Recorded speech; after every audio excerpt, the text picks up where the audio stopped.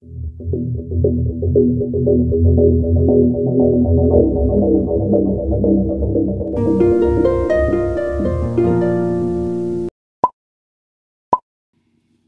apa kabar?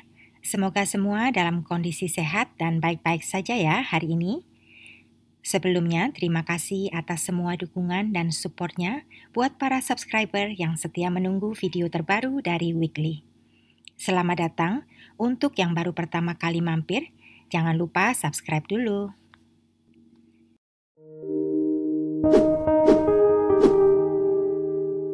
Ini adalah Marcin Kaspersek yang sedang berselfie ria memamerkan bicepsnya beberapa bulan sebelum dia menggunakan kekuatannya itu untuk mencelakai tunangannya yang juga adalah ibu dari putranya. Marcin bertemu Michelina ketika pria itu pulang ke kampung halamannya di Polandia. Saat itu, keduanya berkenalan setelah secara tak sengaja berpapasan di depan sebuah toko dekat rumah orang tua Marcelina yang berada di desa Lasosin, sebuah desa di barat daya Polandia. Michelina berusia 2 tahun lebih muda dari Marcin. Tubuhnya tinggi, langsing dengan rambut pirang yang terurai dan hidung yang mancung membuat gadis itu tampak sangat cantik. Marcin langsung jatuh cinta saat pertama kali melihat Michelina. Tak lama setelah berkenalan, keduanya pun menjadi sepasang kekasih.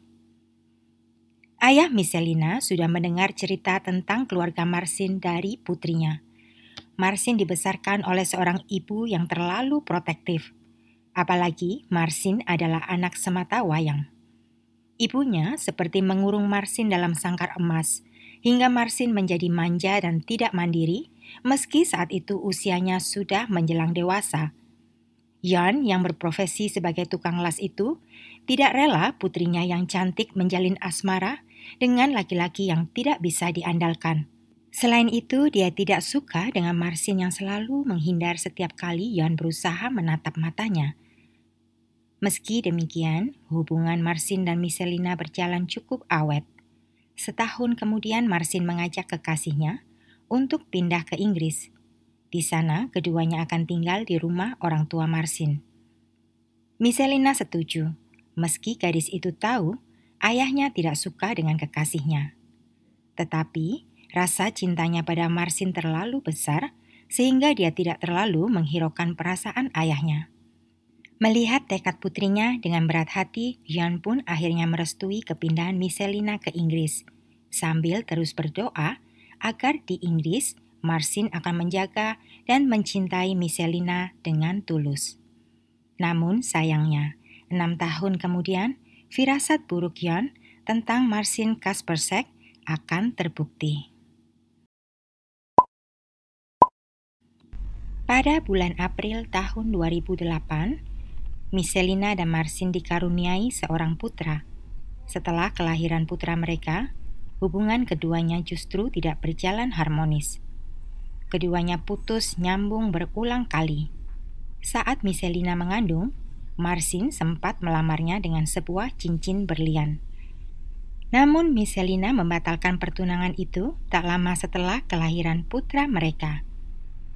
Mungkin karena masih muda dan labil, tak lama setelah pertunangan batal, keduanya balikan lagi. Setelahnya kembali ribut dan putus, namun Michelina yang masih tinggal di rumah orang tua Marcin bersama putranya, tetap menyimpan cincin pemberian mantan tunangannya itu. Marcin mulai menemukan kegemaran baru. Pria berusia 25 tahun itu terobsesi memiliki otot besar bak binaragawan. Hampir setiap hari dia datang ke pusat kebugaran untuk berlatih. Sebuah sumber mengatakan Marcin mulai mengkonsumsi steroid anabolik untuk mempercepat proses pembentukan ototnya. Penggunaan suplemen dan steroid jenis ini bisa berdampak buruk seperti mudah marah, gelisah, paranoia, delusi, dan lainnya. Marcin mulai merasakan gejala-gejala itu. Dia juga mudah sekali marah dan jadi sangat kasar. Marcin mulai membanding-bandingkan Michelina dengan gadis-gadis yang ada di pusat kebugaran. Menurut Marcin, mereka jauh lebih segalanya dibanding Michelina yang hanya seorang penjahit baju di Inggris. Padahal, Marsin sendiri bukan seorang milioner. Dia juga hanya seorang pekerja pabrik daging biasa. Tetapi tampaknya Marsin memang sudah mulai bosan dan mulai membenci Misselina. Dia jadi sering tidak pulang ke rumah dan bahkan beberapa kali sempat menjalin hubungan dengan gadis lain. Pernah terlontar dari mulutnya betapa menyenangkan seandainya Misselina bisa lenyap dari hidupnya dan putranya diasuh oleh ibunya saja.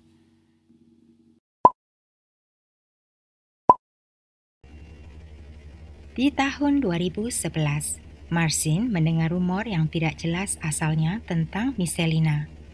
Menurut rumor itu, Misselina sudah muak berhubungan dengan Marsin.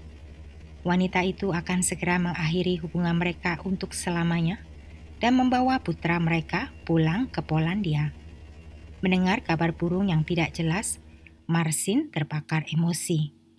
Kemudian, dia mulai menyusun rencana keji, mengajak teman asal Polandia bernama Patrick Boris. Pada tanggal 28 Mei, sebelum menjalankan rencananya, Marsin meminta ibunya untuk membawa putranya pergi dari rumah.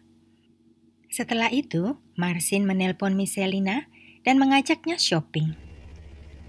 Misselina cukup terkejut mendengar Marsin yang tiba-tiba bersikap manis padanya, karena saat itu, meski dia masih tinggal di rumah orang tua Marsin, namun hubungan mereka sudah dingin. Misselina yang masih mencintai Marsin dengan polos menerima ajakan pria itu dengan kegirangan. Dia berpikir, mungkin saja kali ini Marsin benar-benar berubah. Hari itu, Misselina yang bahagia memutuskan untuk mengenakan kembali cincin pertunangan pemberian Marsin. Lalu dia pergi ke lorong rumah menunggu Marsin menjemputnya di sana. Tetapi secara mengejutkan, Marsin muncul dan langsung menembakkan taser atau pistol kejut dengan tenaga 300.000 volt ke arah leher ibu dari putranya itu. Meski tidak pingsan, namun Misselina lemas dan takut. Marsin bersama Patrick lalu memasukkan tubuh wanita yang pernah dicintainya ke dalam kardus bekas dan menaikkannya ke dalam mobil pickup. Setelah itu, Marsin membawanya ke arah hutan dekat lapangan golf di daerah Huddersfield. Kardus itu lalu dipendam dalam lubang dangkal sedalam 50 cm. Di atasnya mereka menimbun tanah dan meletakkan ranting pohon besar seberat 40 kg untuk mencegah Misselina keluar. Setelah selesai dengan aksinya, Marsin lalu mengambil kartu ATM milik Misselina dan pergi meninggalkan lokasi.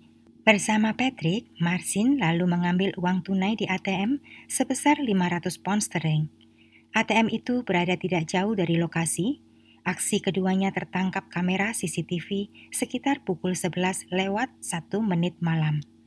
Kemudian keduanya pergi ke rumah Patrick.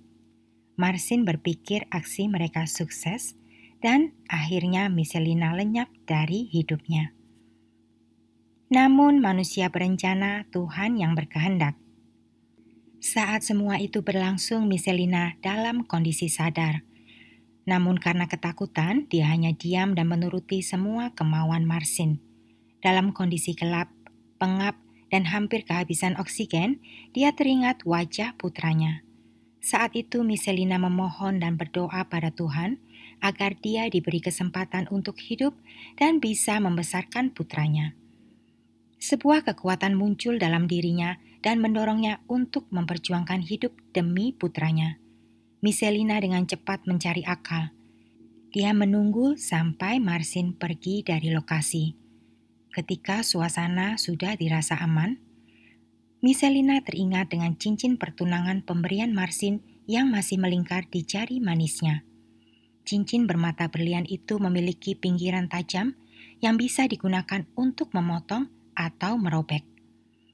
Dengan susah payah Misselina melepas cincin itu dari jarinya dan mulai menggores-goreskan pada ikatan tangan dan kakinya.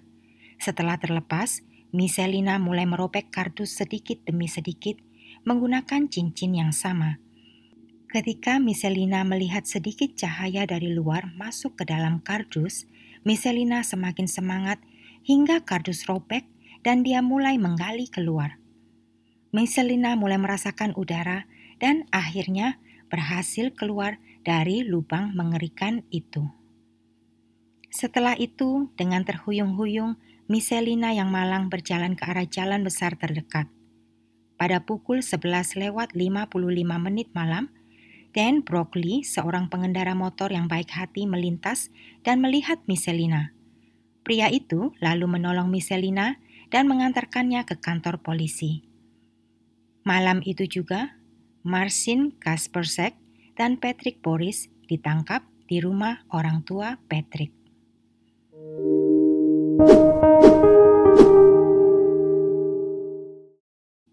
Marcin Kaspersek didakwa melakukan percobaan pembunuhan dan penculikan. Dia mengakui telah melakukan penculikan Marcelina, tetapi dia tidak mau mengaku bersalah atas percobaan pembunuhan. Dalam pengakuannya, Marcin mengatakan bahwa tindakannya itu hanya untuk menakut-nakuti Marcelina saja. Selanjutnya dia mengaku berencana akan membebaskan mantan tunangannya itu, namun Marcelina sudah keburu bebas sendiri.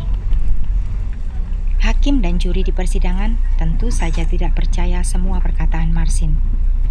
Hakim yang sudah geram melihat Marcin mengatakan bahwa kejahatan yang dilakukan terhadap Marcelina adalah sebuah percobaan pembunuhan yang sangat terencana. Marcin dengan sengaja membiarkan wanita lemah dan tak berdaya itu kehabisan oksigen dan meregang nyawa secara perlahan. Akhirnya, pada Januari tahun 2012, pengadilan menyatakan Marcin Kaspersek bersalah atas semua tuduhan dan dijatuhi hukuman 20 tahun penjara. Sedangkan Patrick Boris, kaki tangannya, dihukum 4,5 tahun penjara atas keterlibatannya dalam penculikan Marcelina. Semua orang kagum pada keberanian Marcelina. Karena begitu besar rasa cintanya pada putranya, Marcelina mendapat kekuatan yang luar biasa untuk berjuang hidup. Dalam sebuah wawancara, Marcelina mengatakan dikubur dalam kondisi masih bernafas adalah cara mati yang mengerikan bagi siapapun. Dia tidak percaya laki-laki yang sangat dicintai dan dipercaya sanggup melakukan sesuatu yang begitu kejam. Marcelina masih sering mengalami mimpi buruk sampai beberapa tahun setelah kejadian itu. Dia tidak lagi mencintai Marcin, sekarang cintanya dicurahkan untuk putranya. Sekian kasus hari ini. Semoga bermanfaat dan menambah wawasan kita.